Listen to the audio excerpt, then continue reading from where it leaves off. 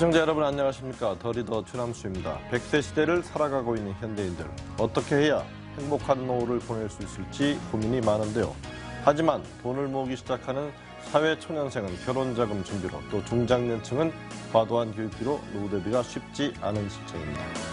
과연 은퇴 안전지대를 설계하기 위한 노후 대비 전략 어떻게 세워야 할까요? 더 리더 오늘은 자산관리 전문가이신 미래에셋 은퇴연구소 김경록 소장님을 모시고 어떻게 행복한 노후를 준비해야 하는지 말씀 나눠보겠습니다.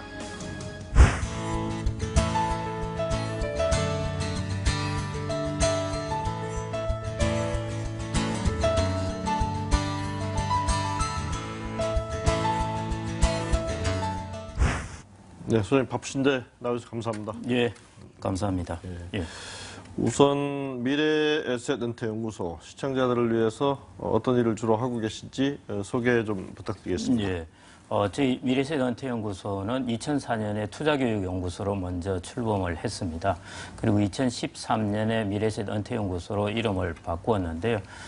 저희들의 주된 활동은 고객들의 성공적인 자산관리와 평안한 노후를 위해서 활동을 하고 있습니다. 그래서 주로 주된 활동 내용은 교육, 은퇴에 관련된 교육, 그다음에 연구, 그다음에 컨텐츠를 만들어서 보급하는 것, 이런 것들이 있습니다. 그러다 보니까 저희들이 최근에는 이제 팟캐스트를 통해서도 보내고 있고요. 그다음에 카드 뉴스 등등 해서 보다 알기 쉽게 컨텐츠를 지금 보급하려고 많이 노력하고 있습니다. 예, 뭐 다양한 이제 유통 채널을 통해서 노후 준비에 관련된 교육들을 하고 계시는 기관입니다. 노후 준비, 뭐 사실 이 중요성을 모르시는 분들은 없을 것 같아요. 이제 워낙 오래 사는 시대가 되었고 퇴직 후에도 또 긴 시간을 보내야 되기 때문에 사실은 뭐 그 시간 동안 쓸 수 있는 돈들을 좀 충분하게 모아서 건강하고 행복하게 살자는 그런 의미죠. 근데 그래도 전문가적인 관점에서 노후 준비 왜 그렇게 중요한지 좀 설명해 주시죠. 예. 제가 간단하게 두 가지만 말씀드리겠습니다. 뭐 다른 여러 부분 이야기를 말씀하시는데요. 노후 준비는 일단 중산층도 안심할 수 없고 그다음에 돈을 충분히 모았다고도 안심할 수 없습니다. 그래서 이런 부분에서 중요한 부분인데요. 일본 같은 경우 최근에 노후 파산 이야기가 많이 떠돌고 있습니다. 거의 200만 명에 이른다고 하는데요. 노후 파산에서 제일 충격적인 것은, 은퇴 후에 충격적인 것은 중산층에서 빈곤층으로 떨어지는 경우입니다. 자기가 설마 했는데 빈곤층으로 떨어지다 보니까 준비도 되어 있지 않고 충격도 크게 됩니다. 그런데 이럴 가능성이 상당히 크다는 것입니다. 왜냐하면 고령화 시대에는 양극화가 심화되기 때문에 중산층이 빈곤층으로 떨어질 가능성이 커집니다. 그 다음에 두 번째는 이제 좀 더 재무적으로 돈을 많이 모아 놓으셨던 분이 안심할 수도 있는데 노후에는 비재무적인 파산 부분도 신경을 많이 써야 합니다. 예를 들어 황혼이혼이라든지 그다음에 성인 자녀의 문제라든지 그다음에 질병 이런 등등의 젊을 때와 다른 또 많은 사건들이 닥치게 됩니다. 그래서 저희들이 노후 준비에 있어 가지고는 좀 더 철저하게 준비를 해야 되는 그런 때인 것 같습니다. 상당히 좀 위기의식을 가지고 좀 준비를 해야 되겠다. 이런 느낌을. 그러니까 나는 예외다가 아니라 누구든지 가능할 수 있는. 뭐 나중에 뭐 우물쭈물하다가 내 이럴 줄 알았다. 번아저씨의 미어비명이죠. 그런 말을 하면 안 되겠습니다. 근데 사실 이제 노후 준비 중요한데 참 현실에 들었으면 막막하신 분들이 한두 분이 아닐 거예요. 뭐 젊은 시절에는 또 결혼 자금 좀 준비하고 또 좀 써야 되고 또 어느 정도 나이가 되면 애들 교육하느라 뭐 온통 사실 제가 우스갯얘기로 사교육에 올인하면서 운동 열심히 하시는 분들이 좀 어리석은 분들이라서 그런 농담도 해보는데 지금 평균적인 한국인의 노후 준비 상황 몇 점입니까? 이거는 참 어떻게 똑부러지게 이야기할 수는 없는데 평균적인 상황이라고 말씀드리니까 그러는데 보험연구원이 한번 설문조사를 해보니까 20대 이상을 대상으로 설문조사를 해보니까 불충분하다고 대답한 사람 비중이 한 60% 정도가 됩니다. 이런 부분을 일단 떠나가지고 저희들의 데이터를 살펴보면요. 소득 대체율이라는 것이 있습니다. 저희가 퇴직 전에 평균적으로 받던 소득, 거기에 비해서 노후에 연금으로 어느 정도 그 소득을 마련할 수 있느냐인데 우리나라가 연금을 다 합치면은 40% 정도 됩니다. 근데 OECD 평균이 65% 정도 됩니다. 예. 그러니까 많이 낮은 걸 알 수 있죠. 네. 그다음에 또 노인 빈곤율이라는 데이터가 있습니다. 예. 그는 이제 중간 정도의 소득에 비해서 몇 퍼센트 정도가 그 이하에 속하느냐 부분인데 예. 우리나라는 45%이고 OECD 평균이 13%입니다. 그러니까 노인 빈곤율도 아주 높고요. 그다음에 노인 자살률을 보면은 65세 이상을 대상으로 10만 명당 64명입니다. 그런데 OECD 평균은 20명입니다. 예. 그래서 이제 이런 지표들을 보면은 현재도 준비가 아주 많이 안 되어 있고요. 앞으로도 그런 부분에서 준비를 많이 해야 되는 그런 상황인 것 같습니다. 예. 그래서 뭐 준비 상황이 그렇게 충분치 않은 그런 상황. 뭐 오늘 방송을 보시고서라도 뭐 사실 늦다고 생각될 때가 가장 빠르다는 말도 있지 않습니까? 예, 예. 모든 것의 우선순위에 노후 준비를 둬야 되겠다는 그런 생각이 좀 말씀을 드는데요. 그래도 이제 개괄적 측면, 원칙론적인 예, 예. 측면에서 노후 준비할 때 이 몇 가지 원칙은 좀 잘 기억하셔야 되겠다. 예. 이런 게 있을 수 있을 것 같은데요. 예, 말씀 부탁드리겠습니다. 제가 말씀드리고 싶은 것은 한 두 가지 정도를 꼭 기억해 두셨으면 좋을 것 같습니다. 저는 반연금, 반기술이라는 말을 즐겨 쓰는데요. 반 정도는 연금을 확실히 준비를 해놓고 반 정도는 기술이라고 그러는 것은 자기가 평생 가져갈 직업, 일을 준비해 두자는 것입니다. 이 두 가지를 확실하게 준비해 두셔야 될 것 같고요. 특히 연금 부분, 연금으로 자기가 생활에 필요한 부분, 그런 정도의 비용은 충당할 정도의 연금을 마련해 두어야 됩니다. 그 부분이 첫 번째로 원칙상 제일 중요하고요. 이 부분만으로 모두 되지도 않습니다. 재무적, 비재무적 문제도 있기 때문에 자기가 평생 할 수 있는 그런 일을 준비해야 합니다. 지금 뭐 이런 분들도 있습니다. 이제 65세 정도 퇴직을 하니까 나는 충분히 되지 않겠느냐 이런 생각을 하시는 분도 있는데 앞으로는 65세에 퇴직을 하시더라도 한 15년 이상은 또 더 일을 하셔야 됩니다. 꼭 네. 해야 된다는 것이 아니라 할 체력과 정신적인 능력이 다 된다는 것입니다. 그런 면에서 좀 더 길게 자기의 일을 볼 수 있고 그런 일을 만들어둬야 되는 것, 이 두 가지가 가장 중요한 것 같습니다. 네. 사실 이제 노후 준비는 해야 되겠는데, 되게 이제 30대, 40대 그 예. 기간을 놓고 보면 사실은 아이들 교육에 올인하다 보니까 중요한 건 알겠는데 지금 예. 그럴 겨를이 없다. 예, 예. 이렇게들 살아가시는 분들이 사실 적지 맞습니다. 않습니다. 주변에. 예, 예. 현명한 장수 시대에 현명한 교육비 지출법. 예. 어떤 게 있을까요? 예. 이 단어를 한번 기억하시면 좋을 것 같은데요. 이전에는 우리는 우골탑이라고 그랬지 않습니까? 예. 외국에는 대학교를 상아탑이라고 그랬죠. 그러니까 소를 팔아서 밭을 팔고 해서 했던 것이 성공적이었습니다. 그런데 그 우골탑의 기억을 우리는 지금도 가지고 있다는 것이죠. 그런데 지금도 그 우골탑의 기억을 가지고 있으면은 나중에 노후 준비에서 상당히 오류를 범할 가능성이 크다고 보고 있습니다. 한 예를 들어 보겠습니다. 지금 이제 교육비가 대략 한 대학교까지 다 보내면은 1억 6천만 원 정도 든다고 그러는데 그러면 약간 중산층에서 좀 시키면은 2억 원 정도 든다고 예. 봐야 됩니다. 근데 지금 대학 진학률이 75% 정도이거든요. 예. 근데 직장에서 이 4년제 대학을 나온 사람들을 받아줄 수 있는 직장은 그 40%가 되지가 않습니다. 그러니까 대학 공부를 시키더라도 35에서 40%는 이제 그 마땅한 직장이 없다는 거죠. 그래서 예. 최근에 보면은 4년제 대학을 다 나오고 나서 다시 또 전문대에 들어가서 기술을 배우는 경우가 있습니다. 예. 그래서 이런 부분에서 생각을 좀 잘 하셔가지고 일찍부터 기술을 배우는 부분이 그 결정을 잘 하셔야 될 것 같고요. 지금 학부모들도 지금 조금씩 변한다고 그럽니다. 제가 이야기를 들어보니까요. 요즘 같은 경우에는 미리 컨설팅을 받는다고 그럽니다. 예. 그래서 우리 애가 충분히 4년제 대학을 가서 공부를 많이 해서 될 애인지 아니면은 일찍부터 기술을 가르치는 게 나은 것인지 이런 부분을 이제 좀 알려고 그런답니다. 그래서 예. 이런 부분이 많이 변화하고 있는데요. 자녀 교육에 있어서도 앞으로 저성장 시대에 접어들게 됩니다. 예. 그래서 그런 부분을 잘 감안하셔가지고 기술 부분이라든지 이런 부분을 잘 가르치시는 것도 좋은 예. 것 같습니다. 근데 이제 뭐 목돈을 좀 마련하고 싶어도 사실은 네. 뭐 과거에는 금리도 높고 또 뭐 주가도 상당히 많이 올랐기 때문에 예, 예. 어떻게 보면은 좀 지금보다는 상대적으로 쉽게 목돈 예. 마련의 꿈을 꿀 수 있었습니다만 예, 지금 예. 뭐 금리가 워낙 낮아서 뭐 은행에 맡겨놔도 사실은 뭐 이게 뭐 거의 뭐 예. 자산이 늘지 않는 그 예. 상황인데요. 그 이 저금리 시대에 있어서의 은퇴 준비를 위한 자산 관리 큰 틀에서 어떻게 준비하는 게 좋을까요? 이거 정말 많이 예, 물어보시는데요. 그리고 그만큼 많이 궁금해한다는 얘기겠죠? 예, 답답해하시고 그러는데요. 예. 이런 비유를 들어보겠습니다.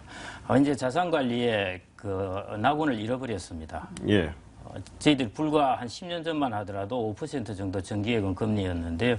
이 정도 같으면은 장기로 놓아두더라도 전혀 문제가 없습니다. 자산은 증식됩니다. 그런데 지금처럼 1% 금리대에서는 아무리 돈을 놓아두더라도 자산 증식이 되지 않습니다. 예를 들어 1% 금리라고 그러면은 자기의 원금이 2배가 되려면은 약 70년이 있어야 됩니다. 예. 5% 같은 경우에는 거의 한 16년도 아니죠. 그 정도만 있어도 되는데 훨씬 오래 걸리게 되거든요. 예. 그래서 이전에 비한다면은 이제 자산 관리하는 데서 우리가 편안한 그런 낙원은 없어졌습니다. 예. 그러면 어떻게 이제 우리가 좀 더 그런 낙원을 찾아야 되느냐 부분의 문제인데 결국 투자 쪽으로 옮겨갈 수밖에 없습니다. 예. 예, 그거는 저축에서 투자로 옮겨가야 되고요. 1% 금리는 현금을 보관하는 것이지 예. 자산을 증식하거나 관리할 수는 없습니다. 예. 근데 이제 투자로 옮겨가는 경우에 사실은 뭐 확률적으로 보게 되면 높은 수익을 올릴 수도 있지만 손실이 생기는 경우는 또 그만큼 타격도 크지 않겠습니까? 예, 예. 그러니까 상당히 조심스럽고 신중하게 예. 자기가 잘 모르는 주식보다는 좀 아는 예. 쪽으로 잘 해야 되겠군요. 예, 예. 좋으신 질문인데요. 예. 그 부분 반드시 저도 말씀을 예. 드립니다. 그래서 저는 이런 부분을 말씀드리는데 우리가 수명이 길어진 만큼 지출을 많이 하게 됩니다. 예. 그래서 야, 이거 큰일 났다. 장수 시대에 금리는 낮아지고 운용 수익률은 낮아지고 이거 큰일 났다 그러는데 이 수명의 이점을 자산 관리하는데도 좀 활용하셨으면 합니다. 뭐냐면은 이전 같은 경우는 은퇴하고 나서 거의 10년 정도면은 자산 관리의 수명이 끝납니다. 예. 그렇지만 향후에 100세 시대가 되면서 언제 한 30년 정도는 자산 관리를 해야 됩니다. 예. 자산 관리 기간이 훨씬 길어졌거든요. 예. 자산 관리 기간이 길어지면은 자산 운용을 장기로 할 수 있습니다. 자산 운용을 장기로 할 수 있으면은 우리가 투자 자산을 가지더라도 장기로 가지면은 그 위험이 조금 덜 하게 됩니다. 예. 그래서 투자 자산을 옮기시되 자산을 장기로 가지시라는 것. 그 첫 번째고 두 번째는 분산을 해가지고 그 자산의 위험을 줄여달라는 것입니다. 지금 한 기업의 주식에 투자한다든지 혹은 국내 자산만 다 가지고 있다든지 예. 이러시지 말고 지역별로도 분산을 하고요. 그다음에 자산군이라고 그러는데 채권, 주식, 부동산, 뭐 PF, 사모펀드 이런 식으로도 분산을 하셔야 되고 자산군 내에서도 가치주라든지 성장주 이런 식으로 이제 분산을 하셔야 됩니다. 그래서 분산을 하시는 것이 그 부분에 있어서 특별히 중요한 것 같습니다. 저 오렌 버핏이 이런 이야기를 했습니다. 자기가 돈을 번 것은 자기가 천재적으로 똑똑해서 그런 것이 아니라 복리 효과 때문이라고 그런 말을 했습니다. 예, 복리 예. 중요하죠. 예. 근데 복리 효과가 영향력을 발휘하기 위해서는 두 가지 조건이 필요합니다. 첫째는 장기로 두어야 됩니다. 그렇죠. 예. 그리고 두 이자가 번째는 붙고 또 맞습니다. 붙고 또 붙고 가는 예. 거죠. 그리고 두 번째는 금리가 어느 정도 수준 이상 돼야 됩니다. 예. 1% 이런 금리로 가지고는 아무리 장기로 두어도 그렇죠. 소용이 지금 없습니다. 같으면 영. 예. 예. 그래서 4에서 5% 정도 금리가 되면은 어느 정도 복리 효과가 생기게 됩니다. 예. 그래서 중위험 중수익으로 옮기셔야 되고 위험을 좀 줄이면서 5% 정도를 수익을 내야 됩니다. 예. 그래서 거기에 제일 좋은 것이 이제 장기로 투자 자산을 투자를 하되 장기로 두고 분산을 하는 것이 그런 그런 뭐 부분을 달성할 수 있는 상품은 어떤 종류의 유형의 상품이 좀 좋을까요?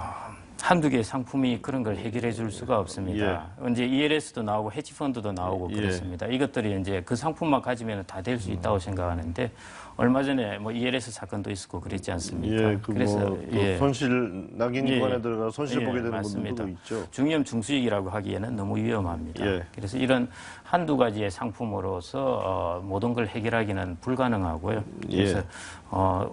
그 금융의 파이낸스의 원칙에 충실할 수밖에 없습니다. 그 파이낸스의 원칙이라는 것은 결국 길게 투자를 하고 분산을 하는 것. 예. 좀 답답하게 생각되실 수 있는데 이제는 비로소 저성장 시대 이런 데서는 원칙을 지키는 것이 좋은 방법인 것 같습니다. 네, 좀 쉬운 말 같지만 또 실행해 오기 굉장히 어려운 방법인데요. 전문가들 조언을 좀 많이 받으시는 게 좋을 것 그렇습니다. 같습니다. 그 중에 한 기관이 미래에셋 은퇴연구소. 그 소장님, 우리가 보통 이제 3층 노후 대비량 3층 연금 구조. 그래서 뭐 국민연금, 개인연금, 퇴직연금. 질문을 조금 시간이 흘러가고 있어서 조금 합쳐서 드리겠는데요. 국민연금 사실 한 개인으로만 놓고 보면 사실은 뭐 큰 목돈을 받기가 어려운 또 구조로 되어 있습니다. 하지만 또 국민연금 또 잘 활용하면 또 이렇게 목돈을 만들 수 있는 지혜로운 방법이 있을 것 같은데 그거 하나 설명해 주시고요. 또 개인연금도 다 준비하시다가 조금만 어려워지면 그냥 금방 해지해버리고 해서 또 사실 또 개인연금의 안전지대를 없애버리는 분들이 계시는데 그 관련해서도 뭐 묶어서 좀 답변 부탁드리겠습니다. 알겠습니다. 국민연금 같은 경우에는 일단 연금 맞벌이를 하면 참 좋습니다. 연금 맞벌이라는 것은 부부가 같이 국민연금을 받게 되는 경우인데요. 그래서 일반적으로 부부 중에 한 명, 배우자 중에 한 명은 보통 연금을 받게 됩니다. 근데 우리나라의 지금 대부분은 주로 이제 아내가 되겠죠. 아내가 직장을 다니다가 그만두고 집에 있는 경우가 많습니다. 그러다 보니까 이제 국민연금을 수령할 수 없는데요. 올 11월부터 시행되는 것 중에 경력 단절료가 추후 납입을 할 수 있는 방법이 있습니다.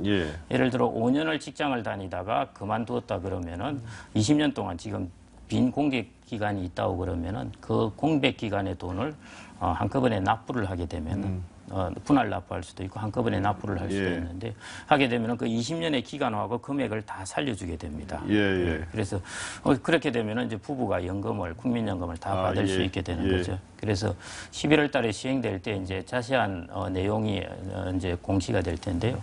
그런 부분을 잘 활용하시는 게 좋고요. 그다음에 이제 국민연금 중에 제도들이 다양한 것들이 많습니다. 임의가입이라는 것이 있고요. 그건 국민연금이 의무 가입 대상자가 아니더라도 본인이 원하게 되면은 임의가입을 할 수가 있습니다. 그래서 배우자 중에 한 명이 아닐 경우에 임의가입 같은 것을 통해서 또 국민연금을 받을 수 있는 길이 있고요. 또 하나는 국민연금을 받는 것을 자기가 받는 그 연령에서 연기를 하게 되면은 매년 1년 연기할 때마다 7.2%씩 금액을 더 많이 받게 됩니다. 당겨서 받으면 손해고 좀 늦춰 받으면 이익인 거죠. 당겨서 받으면 6%씩 적게 받고요.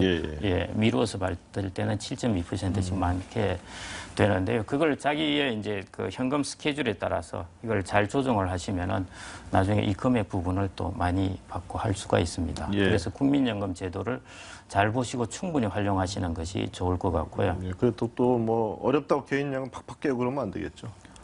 좋으신 지적이십니다.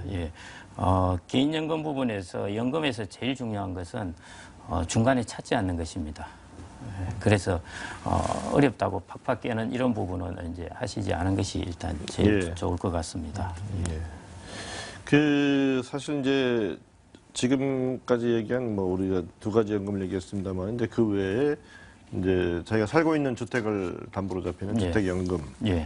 지금 이제 어떻게 보면 이제 막 활성화되기 시작하는 단계에 있는 것 같은데요. 어떻게 활용하면 잘 활용하는 것일까요? 주택연금은 가급적 많이 활용하시면 좋을 것 같습니다.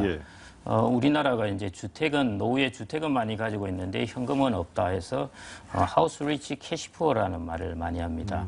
근데 이런 것을 집은 부자인데 현금은 맞습니다. 가난하다. 그렇습니다. 그런데 주택연금을 통하면은 주택연금이라는 것이 결국 뭐냐면은 주택을 담보로 해서 연금을 주는 것입니다. 그래서 주택연금을 통하면은 하우스 리치 캐시표 결국 현금이 없는 사람들이 많은 현금 흐름을 가질 수가 있습니다.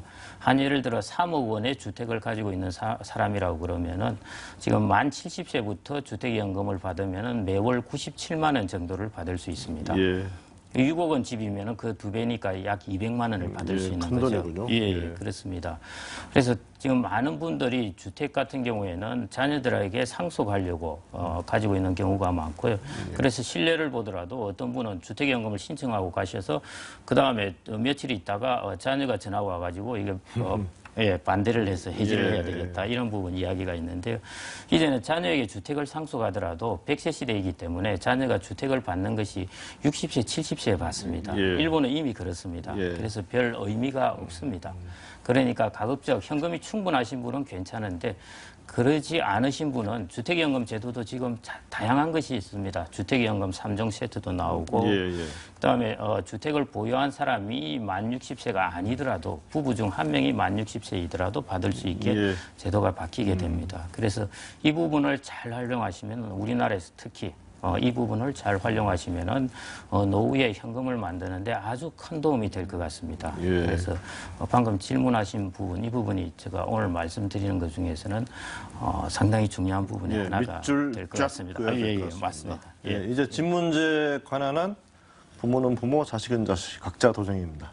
부모 집 받아서 살겠다는 생각, 그거 부모의 노후를 사실 굉장히 어렵게 하는 맞습니다. 거죠? 사실은 이제 자식도 부모가 스스로 이렇게 편안하게 자기의 수입을 가지고 자식에게 별 간섭 안 하고 손 안 벌리고 이렇게 사는 것이 자식도 훨씬 마음이 편합니다. 사실은. 좀 새로운 시대로 접어들고 있는 것 같습니다.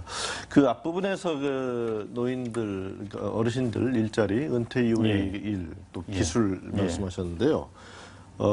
조금 더 구체적으로 들어가면 지금 뭐 사실 제공되고 있는 일자리라는 게 그렇게 충분치 않고 아직은 이제 미흡한 단계일 텐데 앞으로 전망을 어떻게 보시고 또 주로 어떤 것들을 배우는 능력을 키워놓는 게 좀 도움이 될지. 컴퓨터 많이 배워야 되나요? 일단 우선적으로 제가 배우라고 말씀드리고 싶은 것은 모바일 핸드폰입니다. 이거는 기술뿐만 아니라 앞으로 비즈니스를 할 때나 그다음에 사회적으로 네트워크를 만들 때나 다 중요합니다. 그래서 모바일을 깊이 배워보시면 정말 다양한 기능들이 있습니다. 그래서 다른 분들에게 배우시더라도 모바일을 확실하게 배우시라고 말씀드리고 싶고요. 이거는 물론 노후에 취업하고는 관계가 없습니다. 노후의 직장을 보면은 요즘 재밌는 트렌드가 조금씩 나타나고 있는데요.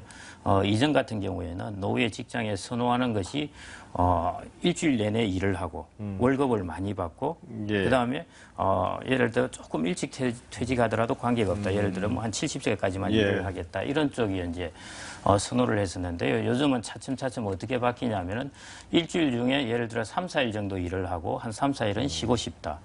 그다음에 돈이 그렇게 안 많아도 좋다. 다만 오랫동안 일을 할 수 있으면 좋겠다. 이런 식으로 바뀌고 있습니다. 근데 그런 직장이 많지 않다는 것이 문제입니다. 그래서 제가 여러분들에게 말씀드리고 싶은 것은 지금 노후의 직장 일자리는 상당 부분이 공공근로, 단순 노동 이런 것이 많습니다. 그래서 여러분들이 스스로의 어떤 각자 하나의 기술을 개발해서 한 사람이 하나의 기업이 되는 이런 쪽으로 좀 창직이라고 그러죠. 이런 부분을 좀 추진하고 치고 나가시면 좋을 것 같습니다. 예를 들어서 초등학교 때 이렇게 교장 선생님으로 지내시고 평생 초등학교에 근무하신 분이 동아구연가로서 혼자 이렇게 활동을 하십니다. 이렇게 자신의 기술들을 하나씩 개발해서 하면은 오랫동안 할 수 있고 자영업 같은 경우에는 요즘 자영업 창업하면은 거의 뭐 3년 이내 파산할 확률이 거의 절반 이상이 넘지 않습니까? 그래서 단순 소자본을 가지고 하는 것은 인테리어 업자나 임대업자들에게 돈을 그냥 자기의 노후 자금을 주는 것이나 마찬가지입니다. 거기 주는 자금을 자기 자신한테 투자해서 자신의 기술을 만들고 평생 만들 기술을 가지고 자기의 1인 1기 그리고 하나의 직업을 좀 가지고 있었으면 좋을 것 같습니다. 오늘 아주 그 노후 준비 관련해서 아주 중요한 말씀들 해주셨습니다. 어떻게 준비해야 되고 또 일자리 문제. 한 가지 빠진 이슈가 있는 것 같아서 마지막 질문으로 드리겠습니다. 사실은 또 잘 노셔야 되죠. 취미 예. 활동 이런 거 좀 게을리하지 않고 예. 좀 생산적인 또 취미 예. 활동 또 본인이 즐거움을 느낄 수 있는 그런 것 예. 그런 것도 다시 또 준비가 필요한 거지 않습니까? 예. 예. 뭐 덜컥 나중에 은퇴한 다음에 하려고 하는 할 줄 아는 게 아무것도 없으면 안 되니까 예. 그 관련해서 어떤 준비가 좀 필요한지 예. 마지막 질문 드리겠습니다. 되게 중요한 부분입니다. 어떻게 보면은 지금 우리 베이비 부모들은 재무적인 문제보다 비재무적인 문제가 더 클 수가 있습니다. 예. 그래서 철저하게 준비를 해 놓으셔야 되고요. 또 많은 공부를 하셔야 됩니다. 심리학자 스키너 박사라고 예. 있지 않습니까? 행동 심리학자인데 이분이 하신 말씀이 노후에 대해서 차근차근 하나씩 파악을 하고 준비를 해 놓으면은 예. 충분히 대처할 수 있다입니다. 그래서 일단 공부를 많이 하셔야 되고요. 그다음에 실용적으로 가장 중요한 것은 제가 조금 전에 또 한번 말씀드렸다시피 모바일 관련 기술을 반드시 익혀 놓으십시오. 중요합니다. 예. 잘 알겠습니다.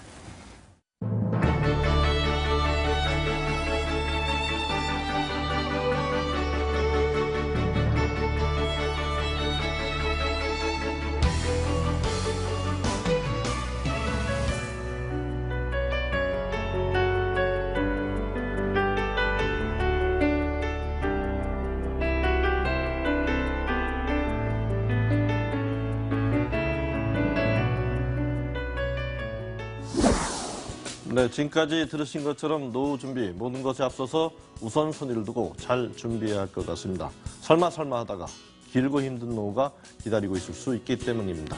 지혜롭게 준비하셔서 평안한 노후를 맞아야겠습니다. 오늘 출연해주신 미래에셋 은퇴연구소의 김경록 소장님 감사합니다. 예, 감사합니다.